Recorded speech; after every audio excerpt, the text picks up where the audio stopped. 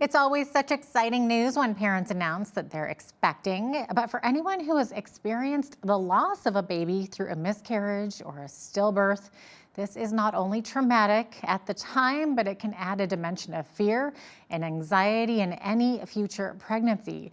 Today's guest has some hope to share on this subject. Jenny Albers is the author of Courageously Expecting 30 Days of Encouragement for Pregnancy After Loss. Welcome to Bridge City News, Jenny. So glad to have you on today to share your story with us. Thank you. All right. So, Jenny, you yourself experienced a normal, healthy pregnancy with your first child and then planned to go on to have more children, never considering that a subsequent pregnancy might not go so well. So, maybe can you tell us your story? My first pregnancy was my pregnancy with my daughter. Perfect pregnancy, textbook, no concerns, joyful, excited, couldn't wait.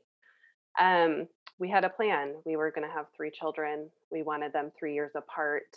The timing seemed to almost be worked out when our first loss occurred, which was an ectopic pregnancy very early on in our pregnancy. And then 1 year later, we had a stillbirth, which was our third pregnancy.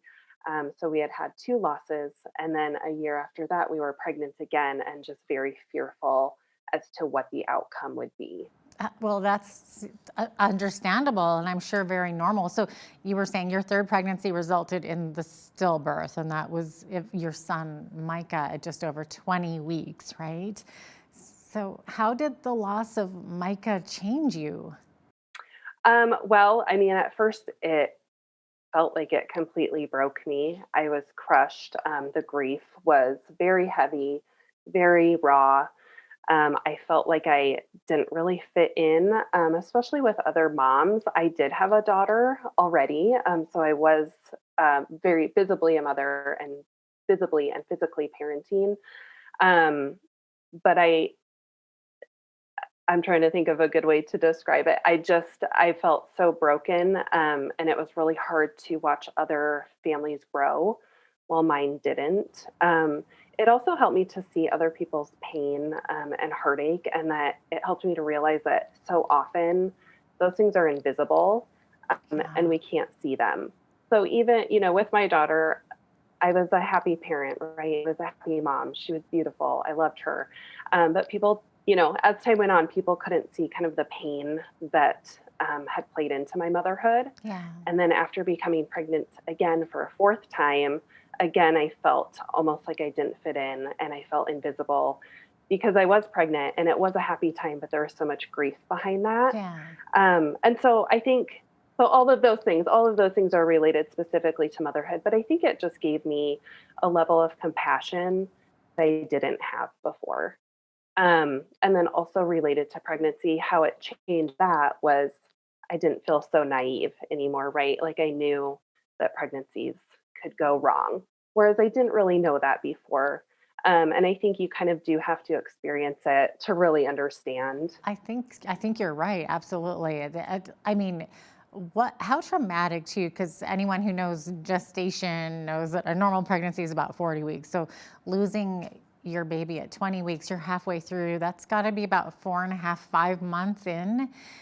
So that's a big Right. chunk of your pregnancy. So And after, having to tell people. yes, how devastating for you. I'm so sorry that you went through that. But after losing Micah, how did you and your husband go about making the decision to try again? I would imagine it would be a scary decision. Absolutely. Yeah, I would say it was a combination of things. One time, I my doctor's recommendations were to wait 6 months, and kind of like I write about in the book, for physical healing, but I also think for like emotional healing and healing of your heart because it was just so crushing. So we did wait that 6 months.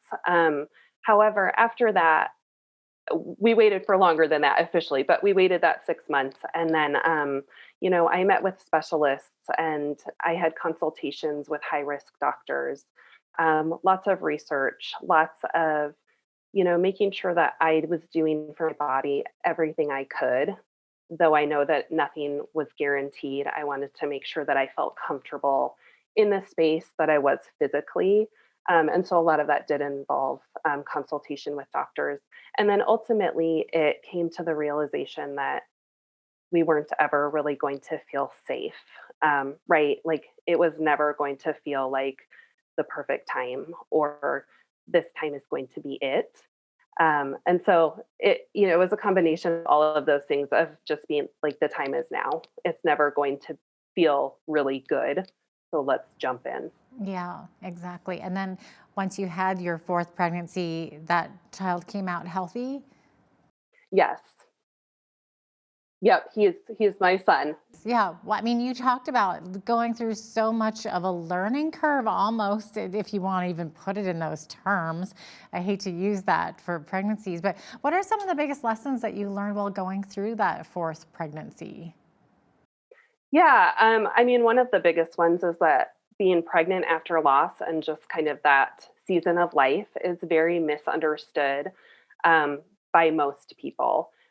So they see the healthy, well, we want to assume that it's a healthy pregnancy. They see a pregnancy or they know about your pregnancy, and they are excited for you and they are waiting in anticipation for a baby to arrive. But you yourself aren't exactly waiting for that.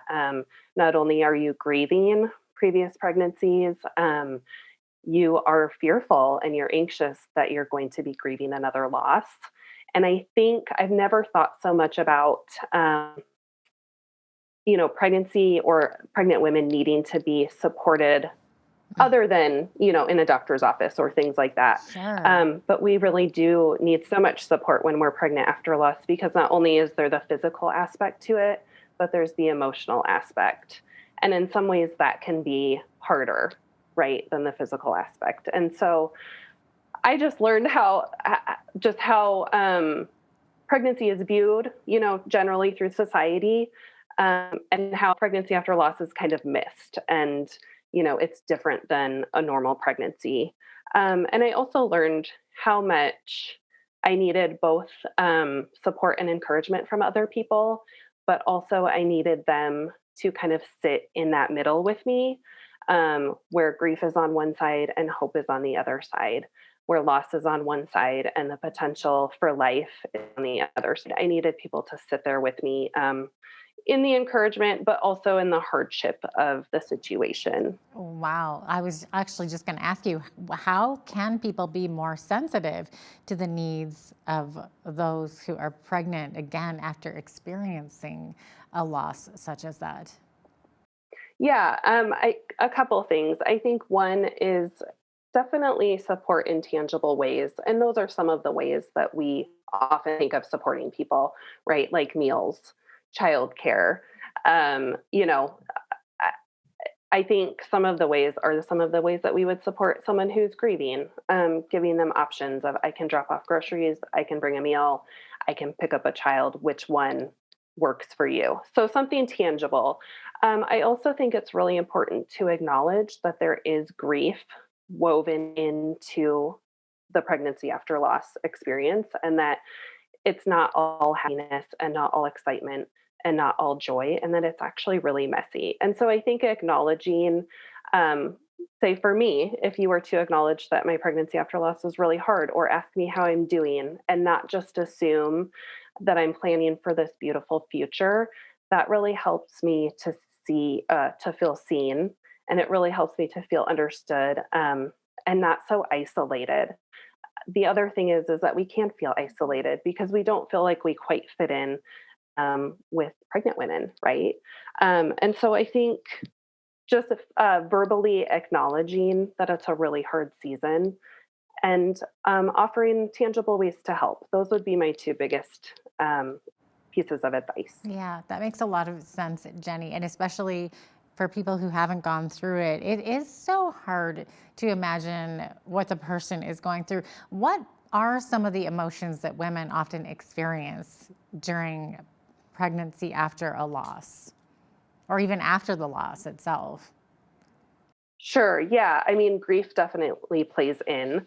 And I think that's not just grief of former pregnancies and grieving your babies. Obviously, that's part of it.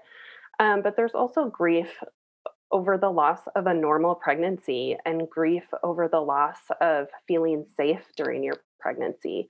And so grief shows up in different ways during pregnancy after loss, and some that we wouldn't normally think of as, a reason to grieve. I think fear, we're always kind of on edge and always waiting for something to go wrong.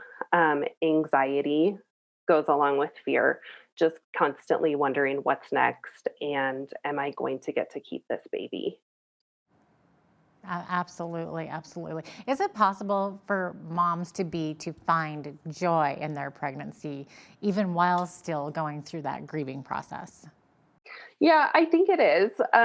It's probably easier said than done. And it's not something that I feel that I did particularly well. But I think it is something that you have to intentionally seek moment to moment. I think you have to look at the small milestones. Maybe that's, I made it to 10 weeks or I made it to 12 weeks. Some of that kind of depends on your personal story and when your losses occurred and things like that. But celebrating the small milestones, celebrating each day that you're a day closer to a successful pregnancy. So I think it's possible. I'm not sure that it's possible to feel that way all the time. That was my experience. And I've talked to so many women who have experienced this. And so I don't think anyone has said, I felt great and joyful the entire time. But I think we can seek it from moment to moment. Hmm.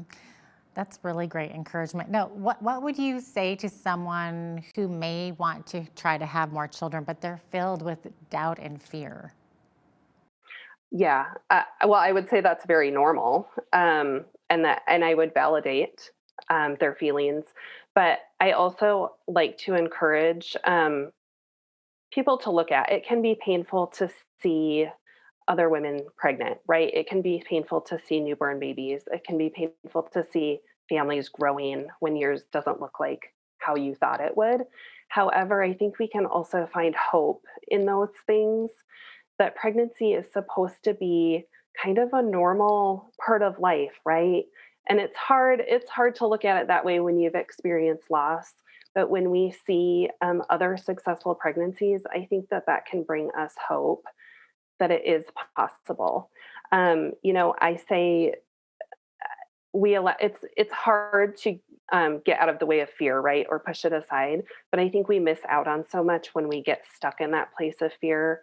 I think it's okay to ask the question of what if we tried again, right? What if something went the right way next time? Yeah. I think we have to really cling to hope Hmm. when when we aren't sure Definitely. that Yeah. there's a reason to Yeah. hope. Now, Jenny, you have a chapter about choosing God over Google. So it's often our instinct, right, to look up everything online. Then we often end up adding to our burden by doing that. So how can moms to be balanced, educating themselves and also trusting God? Yeah, number one, that was probably one of my biggest problems. And so I think some practical ways are setting time limits. Um, I'm not suggesting to never look at Google. I think now that we have that technology, that's just what we do. But I think setting healthy boundaries around that is really important. I found myself searching for the same things over and over, kind of in hopes that I would find the answer that I wanted. That never happened.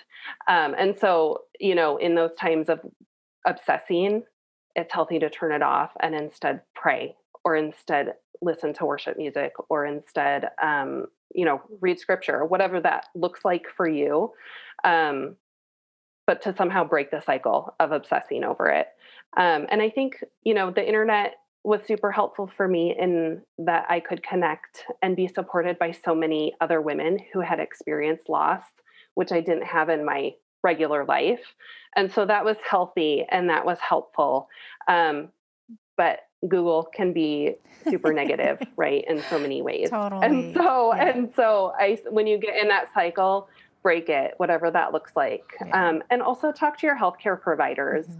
I know that it's easy for us to go to a doctor's appointment and then come home and look up obsessively everything that they said. But I think it's important that we are open with our healthcare providers because Mhm. ultimately they're the ones who are there and who are caring for us Yeah. and who need to know what's going on. Whereas Google, I mean, you, isn't reliable. Thanks so much for sharing your story with us today, Jenny. Really appreciate having you on. Thank you so much for having me. Absolutely. All the best to you and your family. Jenny Albers is the author of Courageously Expecting 30 Days of Encouragement for Pregnancy After Loss. It is available at www.jennyalbers.com. That's Albers, Albers. So great to have her on today. I'm Jeanette Roche on behalf of all of us here at Bridge City News. Thanks for watching.